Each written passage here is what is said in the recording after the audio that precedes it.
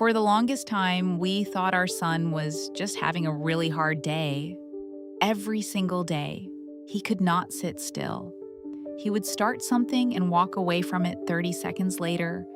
He would interrupt, he would bolt, he would lose things constantly. And we kept asking ourselves, is this autism? Is this something else? Is this just who he is? And then we heard two words that changed everything for us. ADHD too, because here is what nobody tells you at the beginning of this journey. Autism and ADHD are not the same thing, but they share so much territory that even professionals can miss what is really going on. And if you are a parent sitting with that same confusion right now, stay with us. We are not alone in this confusion, and it turns out the science confirms it. Research shows that between 50 and 70% of autistic children also meet the criteria for ADHD. That means more than half of kids with an autism diagnosis are also carrying an ADHD profile, and many of them never get that second piece identified. When it is missed, parents spend years trying strategies that only work for one condition at a time, wondering why nothing seems to stick. We were in that exact place. We tried every routine, every visual schedule, every reward chart we could find. Some things helped a little, but we were always chasing the problem rather than understanding it.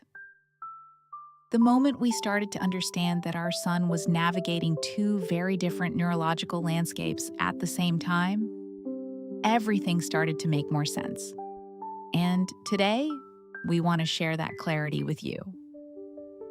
If this is the kind of honest, real-life content that helps you, please subscribe to our channel at https://www.youtube.com/@neuroparenting-b4p and turn on notifications. We share what we actually lived every week for families just like yours. Let us start with the basics, because when we first heard the term ADHD in connection with our son, we had a lot of assumptions to unlearn. Most people picture ADHD as a hyperactive little boy who cannot stop moving. And yes, that can be part of it. But ADHD is fundamentally a difference in how the brain regulates attention, impulse control, and executive function. It is about the brain's ability to start tasks, shift between them, hold information in working memory, manage time, and filter out distraction. It is not about intelligence. It is not about effort or attitude. It is a neurological wiring difference, just like autism. Autism, on the other hand, is primarily about how the brain processes social information, sensory input, and communication, and about the deep need for consistency, predictability, and sameness.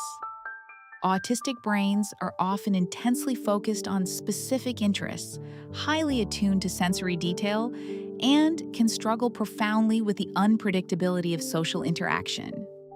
Now, here is where it gets genuinely confusing and where we spent months in the fog. Both conditions can look like inattention, both can look like impulsivity, both can look like emotional dysregulation, both can lead to meltdowns, frustration, and a child who seems unreachable in certain moments. But the reasons underneath can be completely different, and that matters enormously for how you respond. For our son, we started to notice a pattern once we knew what to look for. When he was struggling to focus, sometimes it was because the environment was too loud, too bright, too unpredictable. That was autism. His nervous system was overwhelmed, and it shut down his ability to process anything else. But other times, he would be in a calm, familiar environment and still be completely unable to stay with a task. He would start drawing, get up to look at something, come back, forget what he was drawing, start something new, leave that too. That restlessness, that inability to hold the thread of an activity even when everything around him was settled. That was the ADHD. Learning to tell those two things apart in real time was one of the most valuable skills we developed as his parents. And it did not happen overnight. It happened through observation, through conversations with his psychologist, and through a lot of sitting with the discomfort of not having all the answers yet. One of the most important things we learned is that autistic hyperfocus and ADHD inattention can coexist in the same child on the same day. Our son could spend 3 hours completely absorbed in arranging his train tracks, noticing details we would never see, entirely in his own world. Pure autistic focus. Then, 20 minutes later, during a simple homework task, he could not hold one sentence in his mind long enough to write it down. Both things were real. Both things were him. Neither canceled out the other. We also had to let go of the idea that identifying ADHD alongside autism was somehow adding to a burden or a label. For us, it was actually a relief. It meant we had been missing a piece of the picture. It meant some of the things we had been frustrated about were not failures of our parenting or resistance on his part. They were a brain that needed different tools. And that reframe changed how we talked to him, how we designed his day, and how much patience we were able to extend to him and to ourselves. Getting the ADHD diagnosis was not simple. We want to be honest about that. Some professionals were hesitant to assess for ADHD in an autistic child because the overlap in symptoms is so significant. We had to advocate.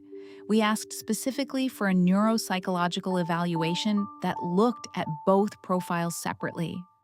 We brought notes from home, observations from his teachers, videos we had taken on our phones of specific moments that we could not explain.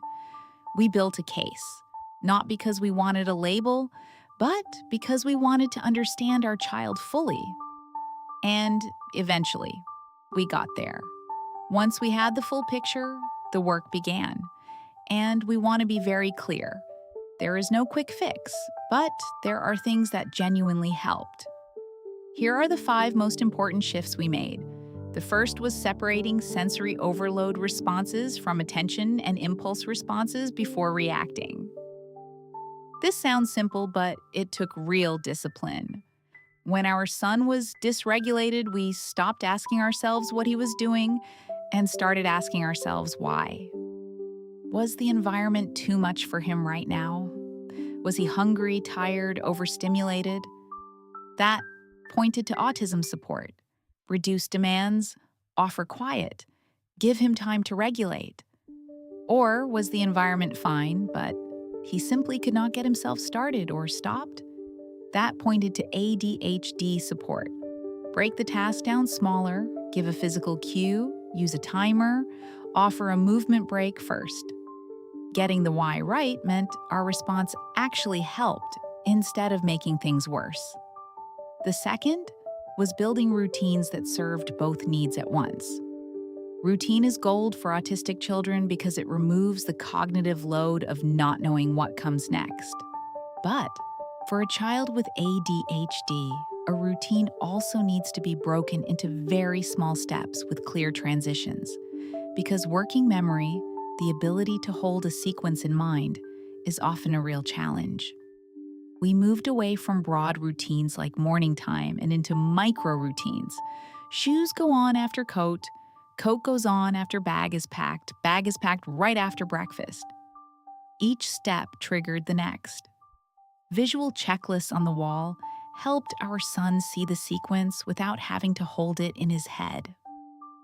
That combination of predictability for his autism brain and external structure for his ADHD brain made mornings go from battlefield to manageable, not perfect, but manageable. The third was talking to his school honestly and specifically. For a long time, we gave teachers general information about autism and hoped they would figure the rest out. Once we understood the ADHD profile too, we could give them something much more useful. We wrote a one-page summary of how both conditions showed up for our son specifically. Not textbook descriptions, but real examples. When he goes quiet and stops engaging, it is not defiance. It is overload. Please reduce demands and give him space. When he gets up and starts wandering during a task, he is not being disruptive. His brain needs movement to reset.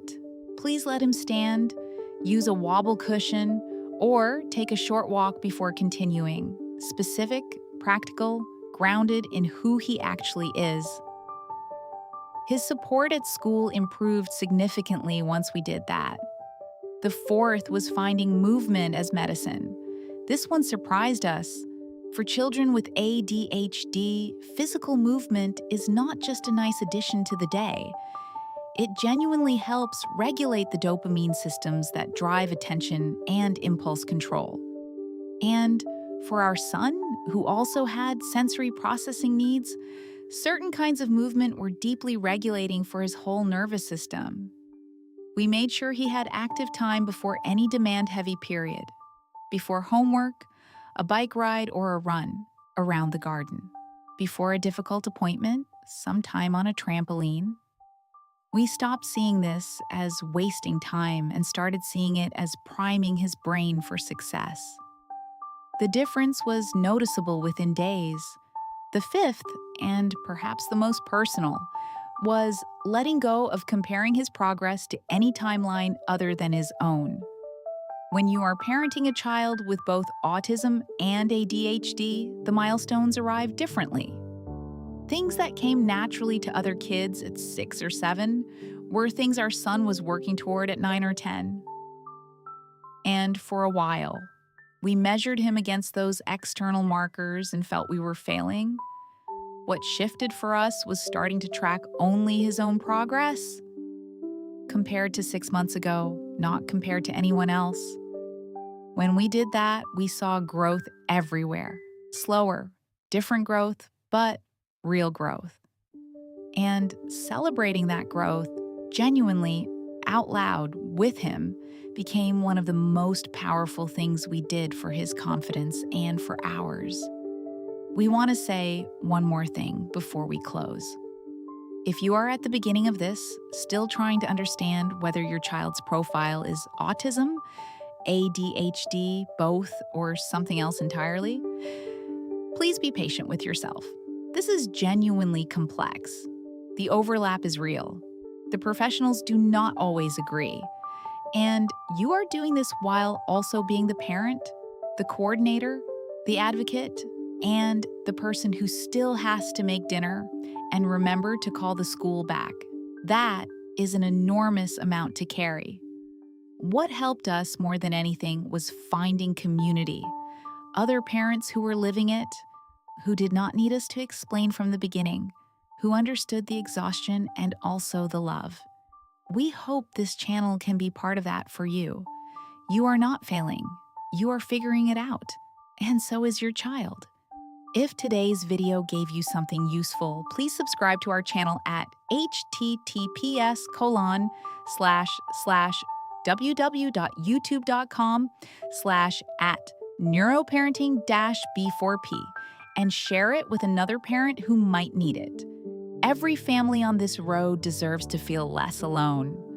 We will see you in the next video.